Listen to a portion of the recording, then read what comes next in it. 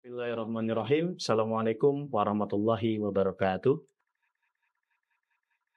Baiklah, kembali lagi bersama kami pada podcast ngaji Ngasa Jiwa dan Iman. Pada kesempatan hari ini di spesial bulan Ramadan bersama saya Rizky Permana Putra selaku host, dan pada kesempatan kali ini pula kita kehadiran tamu yang istimewa yang mungkin alumni, ya, para alumnus juga, para wali santri kayaknya nggak ada yang nggak kenal sama Ustadzah ini. Ya, sebelumnya saya ucapkan terima kasih untuk Ustadzah Mesaroh ya udah berkenan hadir pada podcast Ngasa Jiwa dan Iman ini, dan ini di kali pertama di bulan Ramadan dan masih anget-angetnya bulan Ramadan. Umi, terima kasih banyak udah mau hadir menyempatkan diri di tengah-tengah kesibukan Umi. Gimana kabarnya Umi? Alhamdulillah, sehat walafiat, baik. Alhamdulillah, ya. Dan mudah-mudahan kita sehat selalu Umi. Alhamdulillah, amin. Kita nih rencana akan ngobrol-ngobrol santai seputar, karena ini marhaban ya Ramadan. Di pekan-pekan pertama di bulan Ramadan pastinya banyak sekali hal yang menjadi ujian bagi para umat muslim. Di antaranya yang akan kita bahas pada kesempatan kali ini adalah bagaimana cara menjaga semangat dalam beribadah puasa khususnya. Itu Umi. Nah mungkin Umi nih banyak tips yang mungkin bisa di-share bareng-bareng kepada teman-teman ya yang mendengar podcast ini. Mudah-mudahan bisa menjadi sebuah manfaat nih, gitu. Kira-kira nih, pertama sih Mi, yang pengen kita obrolin adalah berkaitan dengan dasarnya apa dulu nih Mi untuk menjaga itu. Karena kan biasanya khususnya ya bagi kita-kita nih kaum milenial, puasa itu di awal-awal pasti nggak mudah gitu. Jadi bukan cuma anak, ya, bukan cuma anak kecil dong gitu. Kadang-kadang ada aja kan, kalau dari segi agama kan dijelaskan bahwa puasa itu menahan lapar dan haus, gitu kan, dari mulai terbitnya matahari sampai terbenamnya matahari, dan ternyata pada perjalanannya bukan sekedar itu aja Umi, gitu loh. Kira-kira untuk menjaga konsistensi itu semua supaya puasa kita benar-benar baik dalam segi amalan kita sehari-hari dalam berpuasa, kira-kira apa yang bisa dikasih kepada kita nih yang mudah-mudahan bisa menjadi acuan buat kita untuk lebih baik ke depannya, gitu Umi. Ya. Bismillahirrahmanirrahim. Assalamualaikum warahmatullahi wabarakatuh. Paling utamanya memang kalau dilihat dari bahasa menjaga, menahan, dari mulai terbitnya matahari sampai dengan tenggelamnya matahari, dari minum, makan, dan perbuatan yang memang tidak baik, itu secara bahasa doang mungkin mudah ya. Cuman ternyata dalam aplikasinya itu amat sangat tidak mudah gitu. Maka yang paling utamanya itu adalah tergantung niat. Niat yang paling harus didahulukan. Kita dalam melakukan puasa itu, niat kita mau apa? Kalau niatnya sesuai dengan kaidah yang ada dalam ayat Al-Qur'annya sendiri, kutiba alaikumusiyam kama kutiba alal ladzina min qablikum la'allakum tattaqunya. Nah, maka kita akan mengambil hal positif yang banyak dari ayat tersebut. La'allakum tattaqun berarti kita pengennya takwa gitu. Jadi dengan takwa itu maka apapun yang berat, yang tadinya mungkin susah amat ya, harus nggak makan, harus nggak minum, harus menjaga dari hal-hal yang tidak baik gitu kan. kayaknya sulit. Apatah lagi kalau mamanya ya anak-anak muda, anak-anak kecil. Maka sangat amat luar biasa, yang paling utama itu adalah niat. Niatnya benar-benar harus ikhlas. Karena keikhlasannya itu justru nanti akan menumbuhkan rasa saya suka. Ketika seseorang itu suka, maka apapun akan dia lakukan. Termasuk ya menjaga stamina gitu kan. Dari itu akan semuanya dengan enaknya akan dijalani, dengan mudahnya dia akan bisa menjalankan itu ya tanpa beban lah. Ya itu sebenarnya dari faktor yang kadang-kadang orang berat. Ya Allah, kita udah sekian bulan. Kalau mungkin orang yang terbiasa dengan puasa Senin Kemis, puasa Syawal kan enak gitu kan. Udah terbiasa lah, udah yang nggak aneh dengan puasa. Kalaupun, dan itu pun kalau mamanya puasa Ramadan kan dari awal sampai ya ada yang 29 dan 30 tergantung dari ininya waktunya. Nah itu walaupun tiap hari tapi kan bareng-bareng. Jadi kan nggak ngerasa wah ada yang ini gitu, ada. Jadi banyak yang ikut barengan sama kita yang tanpa makan, tanpa minum, tanpa juga melakukan hal yang artinya selalu dengan mencegah itu. Makanya salah satunya juga dengan yang pertama tadi niat tadi, ditambah lagi dengan keikhlasan kita, ditambah lagi dengan kitanya ya menjaga. Pastilah kalau mamanya orang lalakum tatakun itu kan berarti akan takwa. Oh takut ketika melakukan ini, kalau itu salah takut sama Allah. Ya, jangan pernah takut sama manusia. Karena kita itu kalau mamanya takut sama manusia, yang ada rasa dihantui, rasa kemanapun karena dia gitu loh, karena orang itu. Tapi kalau takut sama Allah, mau kita berbuat apapun, kalau selagi itu baik maka lakukan itu. Jadi jangan pernah merasa wah nanti ntar dikatain ini. Lepaskan semua atribut keduniaan lah. Pokoknya kalau udah kita merasa pengen menjadi orang yang lebih baik dari kemarin-kemarin, maka ya ketakwaan itu harus ditumbuhkan. Gitu nih. Jadi kalau kita rangkum, balik lagi ke hadis innamal a'malu binniyah. Betul. Jadi setelah niat, pastikan yang kita ingin lakukan itu lil ibadah. Betul. Ibadah ilallah, untuk ibadah kepada Allah Subhanahu wa taala. Nah, tadi kan Umi berbicara soal menjaga stamina ya. Nah, ini kan masing-masing pasti ini ada rekan-rekan alumni, ada Bapak Ibu wali santri, ada mungkin anak-anak nanti yang di rumah ketika libur nonton. Ketika di pesantren kok kita kayak semangat banget puasa gitu. Ini dapat cerita-cerita dari alumni, dan mungkin kita semua juga yang pernah hidup di pesantren mengalami itu. Ketika kita di pesantren tuh dari pagi kita aktivitas masuk kelas, lalu siang istirahat sebentar, sorenya langsung ngaji, langsung ngikutin kultum puasa, tarawih menjadi wajib. Namun ketika kita sudah di luar pesantren, kok semuanya terasa itu berat, tidak seperti ringan, tidak seperti di pesantren gitu Mina. Kira-kira nih Mia, kan ada bahasa yang sering digunakan para ulama, sumu tasyidhu.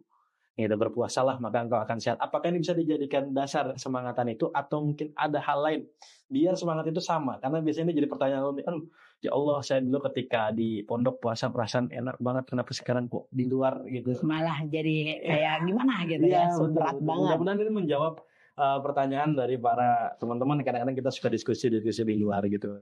Jadi sebenarnya kalau masalah stamina itu harus seperti apa sih di saat kita menjaga itu di saat bulan Ramadan, terutama di luar sana. Karena di luar itu memang luar biasa, tantangan hidupnya luar biasa. Kita di pesantren mungkin enak ya, artinya semua santri puasa, dan memang tidak ada yang ibaratnya ya mohon maaf, nggak ada orang yang terang-terangan minum dan apa gitu. Tapi ketika kita keluar, kita sudah menjadi orang yang ada di lingkungan luar sana, termasuk ya alumni-alumni yang mungkin agak rada kaget ketika mungkin dari pesantren dibiasakan semacam ini, artinya selalu dengan kegiatan, wah fullnya luar biasa gitu kan. Dari mulai bangun aja dari 3:30 udah dibangunin sahur, ini dalam bulan Ramadan ya. Kemudian pagi udah langsung digebrak buat pergi ke musola dan masjid gitu kan. Kemudian sampai paginya harus masuk kelas, itu udah terbiasa. Tapi belum tentu memang ketika dia keluar itu akan diaplikasikan di luar sana gitu. Akan agak sedikit rada berat gitu. Karena apa? Karena memang ya mungkin godaannya itu. Tipnya, kalau mamanya orang itu sudah menjiwai, kalau niatnya itu tadi balik kepada ibadah karena Allah, jadi jangan karena dulu mau enak, karena memang ada yang ini. Jangan seperti itu. Kalau memang kita udah ibadah kita itu bukan karena orang lain, bukan karena seseorang, bukan karena bagian tertentu, maka akan lebih enak, lebih nyaman gitu loh. Jadi di saat kita itu udah menjiwai, saya ini harus menjadi orang, menjadi diri sendiri yang niat saya itu adalah ingin takwa sama Allah, ingin ibadah sama Allah, karena Allah, apapun karena Allah. Jadi jangan melihat kanan kiri yang nggak puasa, jangan melihat banyak godaannya gitu. Tetap kuatkan iman kita, yaitu tadi dengan salah satunya adalah dengan banyakin tuh baca Al-Quran. Kalau mamanya orang udah disibukkan dengan hal-hal yang baik, baca Al-Qurannya dibanyakin, zikirnya dibanyakin, sholat-sholat yang lainnya dibanyakin. Kemudian kayak memberi santunan kah itu, atau bersodako di mana aja, mau memberikan satu ilmu kek gitu kan, yang mungkin bermanfaat. Atau contoh ada yang mungkin teman kita lagi rada belok nih. Ya, kita sebagai teman yang baik, yang nggak harus dengan uang yang kita keluarkan untuk memberikan untuk dia gitu loh, untuk menjadi berbuat baik. Dengan ilmu kita lah. Artinya ketika dia lagi lada belok, ya kasih tahu itu nggak baik. Dikasih tahu dengan baik-baik, yang kemudian ya bisa menjadikan amal lah buat kita. Jadi amal ibadah nambah dengan kita memberitahukan dia dan dia melakukan yang lebih baik, kan itu juga bagus.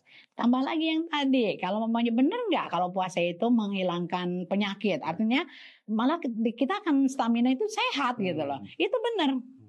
Jadi ya mungkin semua alumni pun tahu Ustadz itu orangnya tukang puasa Senin Kemis. Di saat jarang nggak puasa nih, artinya hari lain selain Senin Kemis, itu banyak ngeluhnya, pusing lah apa. Tapi kalau puasa semangatnya itu lebih drastis gitu loh iniannya. Itu terbukti benar. Jadi ya termasuk saya sendiri aja kalau mamanya lagi puasa itu malah badan lebih gimana lah. Pokoknya stamina itu kayak yang bertambah gitu iniannya. Benar itu. Jadi memang didasari dari balik lagi ke niat tadi. Niatnya harus terus seperti ada motivasi tambahan. Jadi kita mungkin kan dasar kita udah dipelajari di pesantren.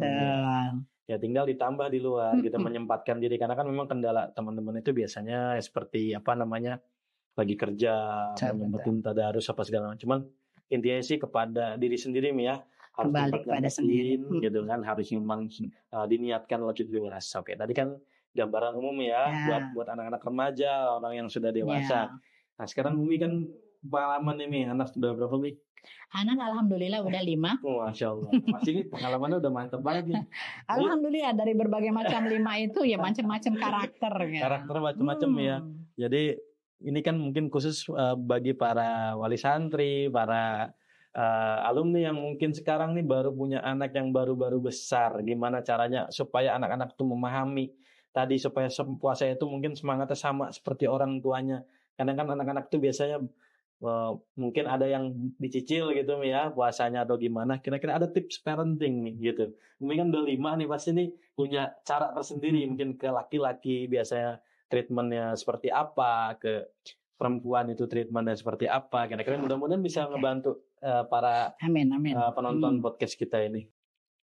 Jadi alhamdulillah Allah kasih anaknya nurut-nurut.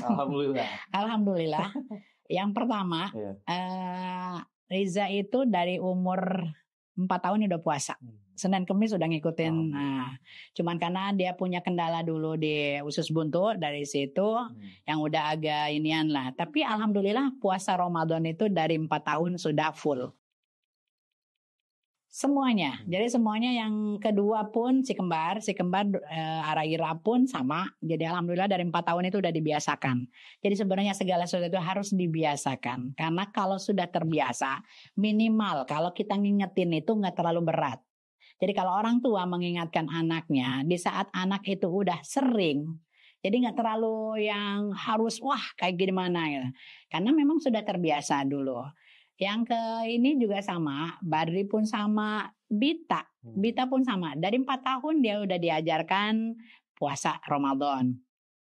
Jadi kalau mamanya Anak kecil betul. Kalau mamanya anak kecil itu kan kita memang tidak pernah memaksa dia. Cuman karena mungkin kakak-kakaknya semuanya yang ada puasa, jadi kita ajarkannya itu, Dede kalau nggak kuat bilang, Dede nggak kuat, Dede pengen ini. Mungkin di pas 4 tahun itu ada lah, mau sampai duhur aja gitu kan, minta sampai duhur. Oke, kita ikutin. Nanti lama kelamaan dia akan merasa, ih kok cuman makan ini doang, karena memang kita nggak menyediakan itu. Kita mengajarkan mereka itu, anak-anak ini yang memang tidak tersedia makanan karena memang waktunya berpuasa gitu loh. Jadi di saat dia buka pun hanya tok minum saja. Kan ngapain gitu loh, lebih baik terusin puasanya. Jadi akan menambah ini juga. Jadi ngapain mah kalau mamanya nggak puasa pun nggak ada apa-apa di rumah gitu kan. Seperti itu. Jadi salah satunya ya biasakan dari mulai kecil. Nanti lama kelamaan mereka pun akan merasa itu tuh adalah kebutuhan gitu loh. Jadi nggak lagi yang terbebani, karena memang segala sesuatu emang harus dipaksa awalnya, harus dipaksa dulu. Belum bisa terpaksa, terbiasa. Iya, terbiasa. Jadi bisa nantinya. Nah, makanya termasuk ya alumni kalau mamanya kayak di tadarus mungkin belum sempet di pagi hari karena kerja kan nggak mungkin sampai malam lah. Pasti ada waktu malam yang memang masih bisa. Yang nggak bisa tarawih mungkin pulangnya agak lama banget di jalannya gitu sampai rumah malam, mungkin tarawih sendiri. Kemudian ya sempetin lah mau berapa lembarkah itu gitu. Artinya tidak ada yang nggak bisa, pasti bisa kalau mau. Jadi tergantung itu tadi, balik lagi kepada niat yang ikhlas. Tadi Umi sudah menjelaskan ya, dia membiasakan diri kepada anak-anak, ya, walaupun dia masih kecil, sebenarnya dia anak kecil kan melihat contoh. Figur terdekatnya adalah kakak dan yang paling jelas adalah orang tua gitu. Nah, apa Mi tantangan tersendiri mungkin bagi orang tua khususnya dalam mengajak anak-anak? Mungkin Umi pernah melihat entah mungkin anak sendiri atau mungkin santri yang agak gimana gitu untuk diajak supaya dia tuh memahami bahwa konteks puasa ini sebenarnya manfaatnya buat dia nanti loh gitu. Kalau anak sendiri memang diajarin, Dede kalau mamanya nggak kuat, lebih baik ngomong, nggak boleh ibaratnya mencuri-curi. Di saat mama nggak ada, di saat teteh nggak ada, di saat nggak ada atau papa nggak ada, jangan pernah mencuri-curi waktu untuk berbuka, tapi bilangnya puasa. Jujur, harus jujur. Jadi menanamkan kejujuran. Mama percaya pokoknya kalau mamanya Dede nggak begini ya kita memang kalau untuk anak kecil kan harus ada iming-iming. Betul. Jadi biar semangat lah gitu kan. Itu untuk anak kecil. Kalau udah yang terbiasa ya udah gedenya ya enggak lah. Kemudian anak santri mungkin kita dan termasuk ya pernah memang ditemukan ada anak santri yang bilang saya nggak kuat Ustazah. Kalau kalian nggak kuat, kalau kamu nggak kuat kamu lebih baik ngomong ke OT-nya. Kamu sakit atau apa? Jangan kemudian ngumpet di lemari yang pas ketika ketahuan, akhirnya kan jadi kena sanksi gitu kan. Karena memang dia berbohong. Bilang puasa tapi nggak puasa gitu kan. Nah itu salah satunya. Maka ya kita kasih pengertian buat dia. Artinya puasa itu bukan hanya menahan, tapi nggak boleh kita juga berbohong di saat kita melakukan sesuatu yang dilarang, artinya membatalkan puasa tersebut, malahan dia langgar itu semua. Jadi pendidikan dasarnya sebenarnya semuanya kejujuran ya. Kejujuran. Oke, makasih nih tadi udah terjawab pertanyaan mengenai tips lah untuk anak-anak itu sebelum puasa. Tapi kan sekarang nih ya, fenomena anak sekarang nih nggak bisa dijauhkan dari gadget, dari handphone, sosial media begitu banyaknya sekarang, game online begitu banyaknya sekarang, dan tentunya ini pasti menjadi salah satu kendala bagi orang tua dan bagi anak itu sendiri tentunya untuk menjalankan ibadah di bulan suci ini. Kadang ada memang orang diingetin, tapi kan di dalam handphone tuh ada Al-Quran, tapi kan kalau kita lagi baca Quran terus ada notif WA gitu masuk kan, ya, setidaknya iseng nggak fokus jadi kitanya gitu. Nah, Mi kira-kira nih menanggapi dari apa yang sering terjadi sekarang kepada anak-anak, terutama soal sosial media ini, bagaimana memanage itu agar balance, baik penggunaannya maupun kemanfaatannya gitu. Kalau kondisinya di bulan Ramadan ya? Iya, dalam kondisi khususnya di bulan puasa itu. Sebenarnya kalau untuk menghindari nggak mungkin bisa ya. Artinya anak kita kalau kita bilang pokoknya sekarang nggak boleh pegang HP, nggak boleh buka laptop, nggak boleh ini, nggak boleh nonton TV, umpamanya kayak begitu, yang ada mereka berontak, yang ada mereka nggak bakal mau melakukan hal yang benernya gitu. Artinya mereka mungkin ngambek, kemudian ngunciin pintu, kita nggak pernah tahu apakah dia nanti sholat atau tidak gitu, walaupun di dalam kamar mungkin ya dia sholat gitu, jadi nggak ketahuan. Cuman kita yang paling harus kita ajarkan ke mereka, di saat mereka mungkin kalau di sini enak lah ya, ada tanpa bawa itu mereka sudah aman gitu. Tapi di saat mereka liburan, nah ini permasalahan ini buat wali santri, betul. Dan ini banyak keluhan juga dari wali santri, anak saya nggak bisa bangun kalau subuh gitu kan, anak saya nggak bisa sholat tepat waktu gitu. Dan ini keluhan ini memang tidak setahun 2 tahun ini gitu, tapi dari dulu pun memang seperti itu. Keluhannya anak, walaupun di sini sudah terbiasa dengan tanpa itu, tapi di luar belum tentu mereka gampang untuk menghindarkan dari ya gadget itu. Maka kita sebagai orang tua minimal kita ingatkan mereka di waktu-waktu yang memang tepat. Artinya di saat mereka harus sholat, hilangkan semua yang ada. Artinya diambil dulu lah, disimpan dulu lah apa yang sedang mereka mainkan itu, semuanya ditutup gitu. Jadi jangan ada yang dibuka kalau memang waktunya sholat. Kita sholat bareng-bareng. Memang harus dicontohkan, karena memang kalau hanya dengan omongan doang, nah udah sholat belum? Nah kalau hanya sekedar itu, agak sulit untuk mengontrol mereka itu benar atau tidak. Tapi kalau dengan kita, praktek kitanya, ayo nak kita sholat bareng-bareng, kita jamaah, kita inian, kita tongkrongin, artinya kita liatin kalau memang posisinya ya mungkin orang tuanya ada yang lagi halangan gitu kan, kayak yang ibunya, atau mungkin bapaknya yang memang lagi kerja, ibunya doang yang ada di rumah, mungkin seperti itu salah satunya.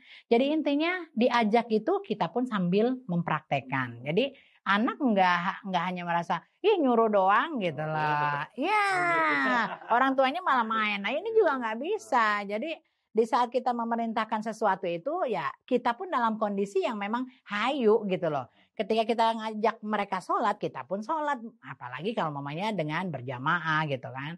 Kita nyuruh mereka bertadarus, ya kita pun harus tadarus gitu. Itu yang mungkin oke lah. Mungkin mereka lagi nyaman lagi main dulu untuk tadarus. Karena tadarus kan boleh kapanpun dilakukan gitu kan. Di saat memang ada waktu yang senggang, yang memang lagi ini, terutama ya kalau mamanya bisa setiap habis sholat lah kan kalau tadarus gitu. Tapi di waktu-waktu yang senggangnya mungkin dari jam 8 sampai ini yang setelah sholat duha dan lain sebagainya. Itu ada waktu kosong mereka di saat lagi liburan. Kita kalau nyuruh doang kan mungkin agak lumayan ini. Entar dulu mah lagi ini dulu gitu kan. Adalah pasti alasannya. Tapi di saat kitanya membaca Al-Quran. Kita udah baca nih sekian 1 lembar. Nah ayo kita tadarus dulu. Dapat 1 juz deh. Setelah 1 juz oke, boleh main lagi. Kayak begitu aja, minimal dimulai itu dari hal-hal yang agak sedikit mudah aja dulu lah. Jangan memberatkan mereka, sederhana aja dulu. Nah, lama-kelamaan itu tuh jadi merupakan ibadah yang dilakukan oleh kita, anak kita. Itu akan terbiasa. Dan kalau udah terbiasa, udah nyaman tanpa harus kita suruh pun. Udah berapa juz? Nah kalau kita dengan tanya pertanyaan itu, mereka pun merasa akan, oh mama memperhatikan, oh ibu, oh bapak, oh gitu loh. Pasti akan merasa, wah saya harus ngaji dulu nih biar nanti pas ketika nanya, oh udah nambah gitu.